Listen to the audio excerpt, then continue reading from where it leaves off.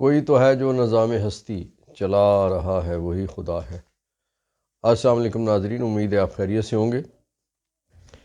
Civil martial law Pakistan میں نافذ ہو چکا۔ شیر افضل مروت کے قتل کی سازش کے بعد، اللہ نہ کرے خدا نخواستہ، عمران خان کی قتل کی سازش کون کر رہا ہے اور اس کا انکشاف کس نے کیا؟ علی امین گنڈا پور بھی نشانے پر، اس کی نااہلی کے لیے اسے نوٹس جاری کر دیا گیا۔ نظام بدبودار، اسے بدلنے کی کوشش نہیں ہو رہی، چہرے، ناپسندیدہ چہرے بدل ڈالے گئے۔ جیل ملاقات، اپیلیں دائر کہ عمران خان کے ساتھ جن لوگوں کی ملاقات ہوتی ہے وہ بھی روک دی جائے۔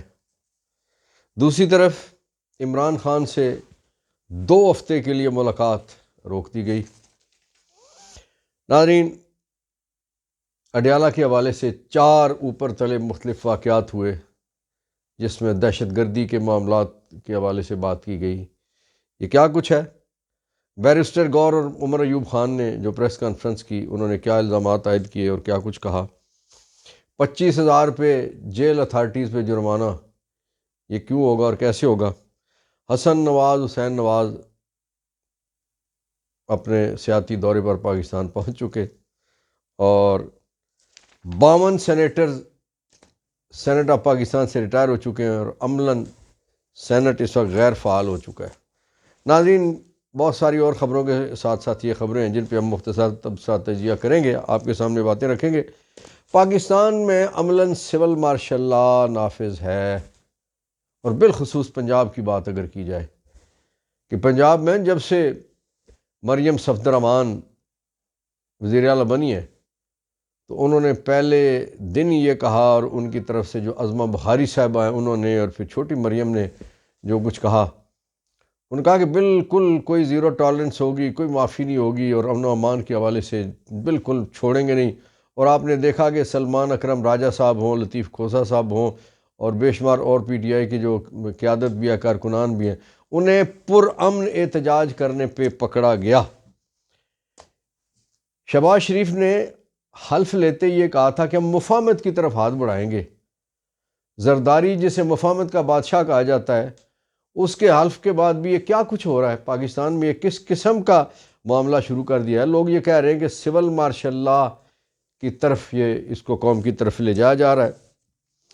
اچانک عمران خان صاحب سے 2 ہفتے کے لیے اپنے وکلاء کی اور پارٹی لیڈرز کی ملاقاتیں بند کر دی گئی، اور صرف وکلاء اور پارٹی لیڈرز کی ملاقاتیں نہیں، سب سے جو خطرناک بات ہے اور سب سے جو نامناسب بات ہے کہ چیف منسٹر کے پی کے جناب علی امین گنڈا پور، کل صبح انہوں نے بھی ملاقات کرنی تھی، اور انہیں بھی آج خط لکھ دیا گیا ہے کہ وہ ملاقات کے لیے تشریف نہ لائیں، کیونکہ سیکیورٹی تھریٹس کی وجہ سے عمران خان صاحب کے ساتھ ملاقاتیں پابندی لگا دی گئی ہے۔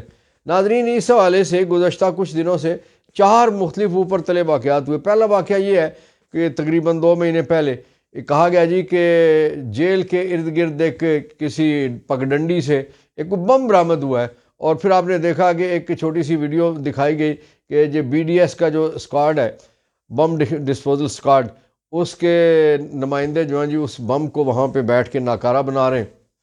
اچھا، دوسرا اس کے بعد کیا واقعہ ہوا؟ اس کے بعد یہ واقعہ ہوا کہ جیل کے اندر لڑائی ہوئی، اور اس میں میرے تحصیل کوٹا کے گاؤں بھون کا ایک لڑکا جو قتل ہوا، پھر ایک اور اس میں زخمی تھا، وہ بھی اس کی بھی جان چلی گئی، کوئی 1-2 زخمی بھی ہوئے۔ اس کو بھی بڑا اچھالا گیا کہ یہ جیل کے اندر قتل مقاتلہ شروع ہو گیا۔ تیسرا واقعہ یہ ہوا کہ کہا گیا کہ 3 دہشت گرد پکڑے گئے ہیں، جن سے گولہ بارود اور آئی ڈیز اور بہت ساری چیزیں ایسی، اسلحہ برآمد ہوا ہے، کہ جو جیل کا نقشہ بھی برآمد ہوا ہے کہ جو شاید جیل پہ اٹیک کرنا چاہتے تھے۔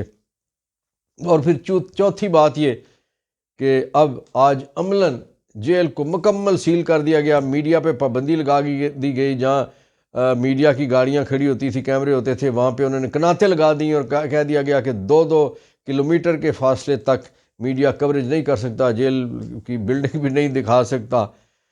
ناظرین، ہم کس دور میں رہتے ہیں؟ جو میرے اور آپ کے مکان کے گھر کی چھت ہے اس کی جو ممٹی ہے نا، وہ بھی اس وقت گوگل کے ذریعے سے آپ گھر بیٹھے ہوئے چند سیکنڈ میں دیکھ سکتے ہیں۔ تو یہ کیا کیا کرنے کی تیاری ہے۔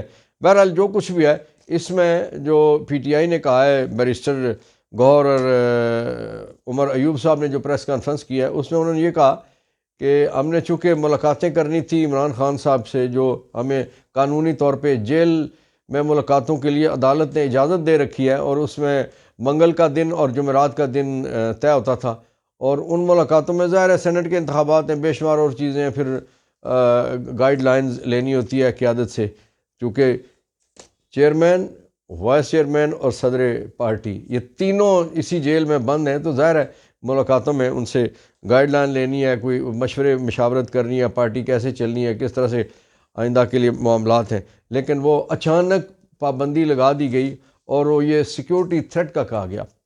اب یہ پی ٹی آئی کا کہنا یہ ہے کہ اگر جیل کے اندر ایک قیدی کی حفاظت نہیں کی جا سکتی تو پھر کیا باقی جو پنجاب میں 14 کروڑ لوگ ہیں، 12 کروڑ لوگ ہیں، ان کا کیا ہوگا؟ پھر سب سے نامناسب بات یہ ہے کہ ایک صوبے کے چیف منسٹر کو ملاقات کرنے سے روک دیا گیا ہے۔ اچھا، وہ بھی کس بات پہ جی؟ سیکیورٹی تھریٹ کی وجہ سے۔ بھائی جو گاڑیاں ان کی آنی ہیں، ظاہر ہے وہ ان کے ساتھ بم ڈسپوزل کارڈ ہوتا ہے، اور وہ چیک ہو کے گاڑیاں ساری اندر جاتی ہیں۔ اس میں ایسا کیا خطرہ ہے کہ چیف منسٹر ملاقات کے لیے جا رہا ہے سابق وزیر اعظم سے، تو اس کے لیے ایسا کیا خطرہ ہے؟ لیکن خطرہ صرف ایک ہی ہے، کیونکہ پچھلی دفعہ جب علی امین گنڈا پور ملاقات کر کے آئے تھے، تو جب باہر آ کے انہوں نے بات کی تو پوری دنیا میں اس ملاقات کے بہت چرچے ہوئے، اور کارکنوں کی بڑی حوصلہ افزائی بھی ہوئی۔ لیکن اب وہ چونکہ مریم کو یہ برداشت نہیں ہے، شہباز کو یہ برداشت نہیں ہے، اور باقی لوگوں کو بھی یہ برداشت نہیں ہے کہ کسی طرح سے بھی پی ٹی آئی کی جو قیادت ہے، پی ٹی آئی کی جو آواز ہے، پی ٹی آئی کی جو پارٹی ہے، اس کو بالکل ملیا میٹ کر دیا جائے۔ اس لیے یہ اس طرح کی ساری چیزیں جو کی جا رہی ہیں۔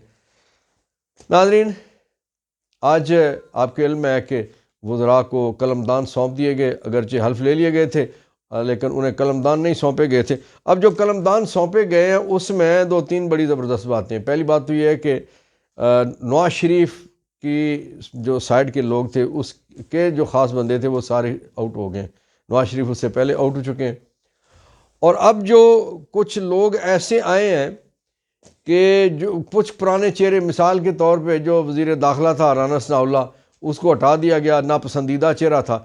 اسی طرح سے جو وزیر خزانہ کہ لوگ یہ کہتے تھے کہ پاکستان میں مشکلات اور مہنگائی اور سارے جو فضول جو ایگریمنٹس ہیں اور ساری چیزیں، اس کی ذمہ داری وہ اسحاق ڈار صاحب پہ ہے، جبکہ نون لیگ کا یہ کہنا تھا کہ یہ میجیشین ہے، یہ تو ایڈم سمتھ ہے اس کا خزانہ کا، تو اس لیے اس کے بغیر تو پاکستان چل نہیں سکتا۔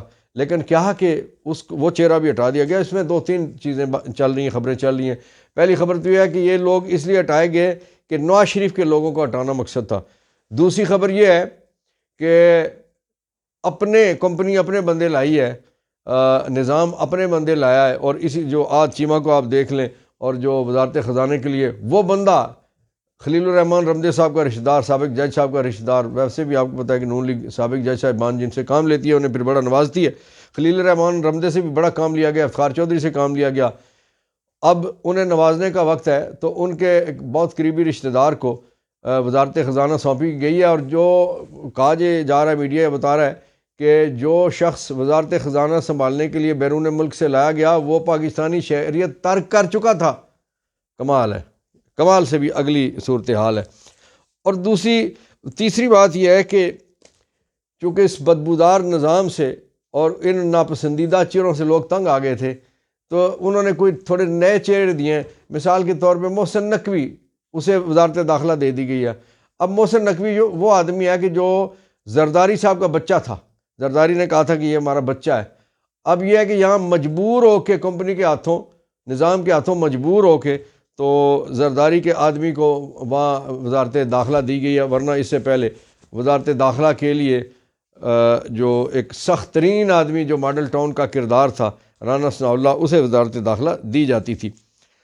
ناظرین، جیل ملاقاتیں جو عمران خان صاحب ملاقاتیں کر رہے تھے، وہ سرکار کی طرف سے اس پہ اپیلیں دائر کر دی گئی ہیں کہ ان ملاقاتوں پہ بھی پابندی عائد کر دی جائے۔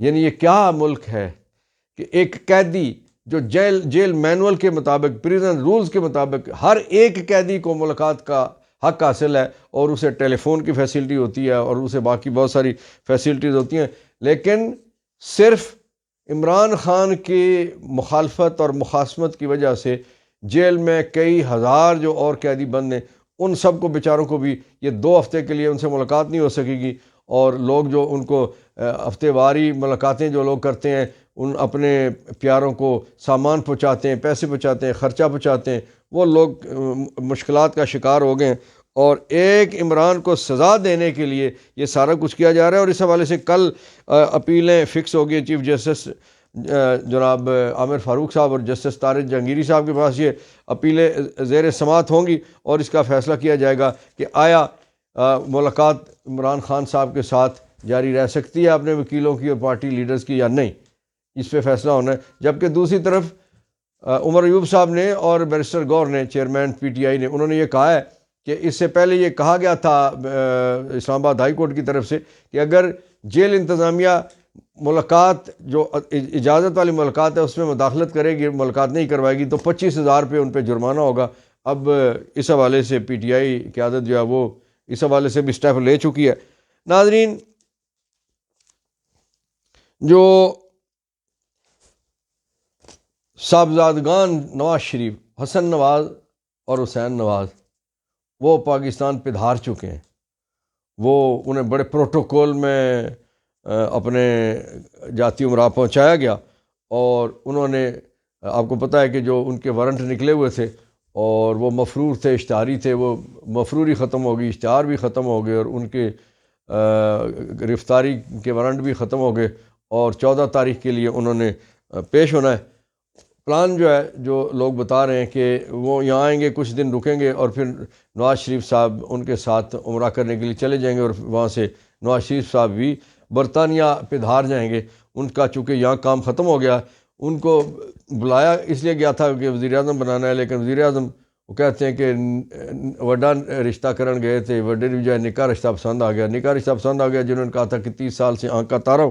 بہرحال اب یہ اگلے چند دنوں کی بات ہے کہ نواز شریف صاحب نے لندن کس دن فلائٹ پکڑنی ہے۔ ناظرین، پاکستان کا ایوان بالا سینٹ اس وقت غیر فعال ہو چکا ہے۔ 52 سینیٹرز وہ ریٹائر ہو چکے ہیں اپنی میعاد پوری کر کے، جن میں چیئرمین سینٹ بھی اور ڈپٹی چیئرمین سینٹ بھی شامل ہیں، اور اس وقت وہ ادارہ عملاً غیر فعال ہو چکا ہے، اور یہ ساری خوبی الیکشن کمیشن کی ہے، یہ ساری خوبی الیکشن کمیشن کی نااہلی کی ہے کہ الیکشن کمیشن کی نااہلی کی وجہ سے الیکشنوں میں اتنی تاخیر ہوئی، اتنے مسائل پیدا کیے گئے کہ پاکستان کا ایوان بالا سینٹ آف پاکستان وہ غیر فعال بیٹھا ہوا ہے۔ ناظرین، آپ سے گزارش ہے کہ آپ ہمارے چینل کو، جنہوں نے سبسکرائب نہیں کیا وہ سبسکرائب کر لیں، اور لائک اور شیئر کا بٹن بھی دبا دیں، اور اپنی رائے کے ذریعے ہماری رہنمائی ضرور فرمایا کریں۔ اللہ تعالیٰ آپ کا، میرا، ہم سب کا حامی و ناصر ہو۔ آخر میں فلسطین کے لیے ہم دعا کرتے ہیں کہ اللہ رب العزت ماہ مبارک میں ان کی پریشانیوں کو کم کرے۔ وہاں بے پناہ مشکلات ہیں، ایسی ایسی کہانیاں روزانہ جنم لے رہی ہیں کہ کلیجہ منہ کو آتا ہے، لیکن ہم سوائے دعا کے کیا کر سکتے ہیں؟ عملی طور پہ حکومتیں تو کچھ کر سکتی ہیں، انڈیویجول کچھ نہیں کر سکتے، دعا کر سکتے ہیں، اور جہاں کوئی عملی طور پہ کوئی مالی معاونت، کوئی تنظیمیں جو کچھ جمع کرتی ہیں، اس میں بندہ اپنی طرف سے جو کچھ حسب توفیق دے سکے، کیونکہ کل اللہ کے آگے بھی تو ہم نے جانا ہے، وہاں بھی تو جواب دینا ہے۔ اللہ تعالیٰ میرا، ہم سب کا، پاکستان کا، فلسطین کا، کشمیر کا حامی و ناصر ہو۔ پاکستان زندہ باد، فلسطین پائندہ باد۔